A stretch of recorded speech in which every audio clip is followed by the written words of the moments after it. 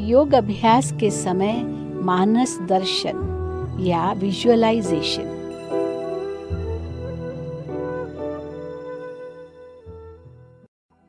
जब कभी हम किसी वस्तु के बारे में सुनते हैं तो मानस पटल पर उसका चित्र बनाने का प्रयास करते हैं।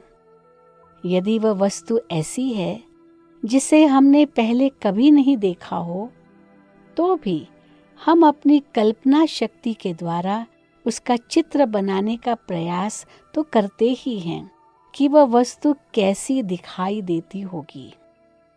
राजयोग के अंतर्गत भी कई ऐसे पहलुओं से हमें परिचित कराया जाता है जिन्हें इन चर्म चक्षुओं से तो हम नहीं देख सकते हैं, लेकिन उसका अनुभव जरूर कर सकते हैं, जैसे कि आत्मा, परमात्मा, परम धाम, सूक्ष्म वतन आदि आदि।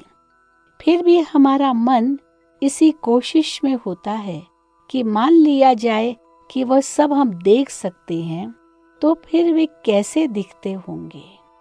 यदि राजयोग के अंतर्गत बताए गए ज्ञान के आधार से हम ऐसे पहलुओं को अपनी कल्पना शक्ति की मदद से देखते हुए उसे एक निश्चित दिशा प्रदान करते हैं, जिसे तकनीकी भाषा में मानस दर्शन या विजुअलाइजेशन कहते हैं, तो यह विजुअलाइजेशन योग अभ्यास में गहन अनुभूतियां कराने का एक अच्छा साधन बन सकता है।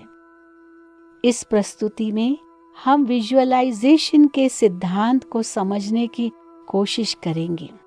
साथ ही साथ हम कुछ उपयोगी विजुअलाइजेशन के बारे में भी चर्चा करेंगे, जिनका प्रयोग प्रतिदिन की दिनचर्या में समय प्रति समय किया जा सकता है।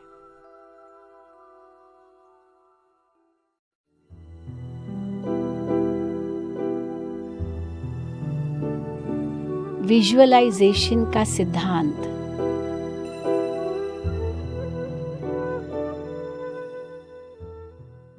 जब हम किसी एक विशेष सकारात्मक संकल्प पर अपना ध्यान केंद्रित करते हैं, तो आसपास का वातावरण उसी तरह के सकारात्मक प्रकंपनों से चार्ज हो जाता है।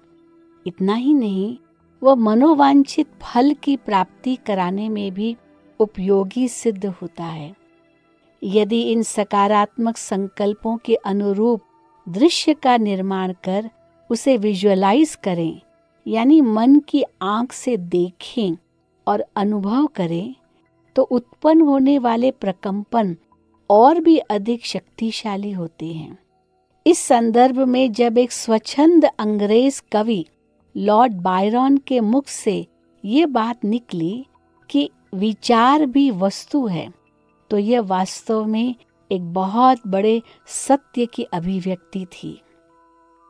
जब समान विचारों वाले व्यक्ति संगठित रूप में एक जैसे सकारात्मक विचारों के साथ राजयोग का अभ्यास करने बैठते हैं, तो बहुत ही कम समय में उनके आसपास का वातावरण सकारात्मक प्रकंपनों से शक्तिशाली बन जाता है। इस शक्तिशाली वातावरण से न सिर्फ उन्हें बल्कि औरों को भी राजयोग के सुंदर अनुभव करने में मदद मिलती है।